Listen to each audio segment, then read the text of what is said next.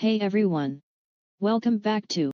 In today's video, I'll show you how to download PictoBlox, the best platform for learning coding and AI with a simple drag and drop interface. Let's get started. First, open your browser and search download PictoBlox. Select the Stempedia-based file.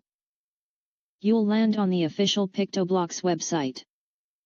Now choose your operating system.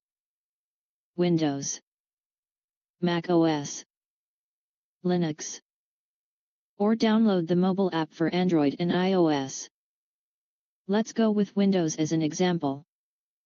Click the Windows icon, and the installer will start downloading. Once it's downloaded, open the file to start the installation process.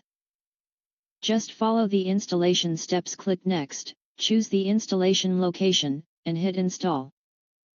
In a few seconds, PictoBlox will be ready to go. Once installed, open PictoBlox. You can now start creating amazing projects with coding, AI, and robotics, all in one place.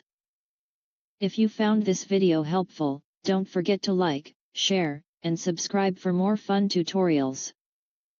Comment below if you want to see PictoBlox projects or how to use different features.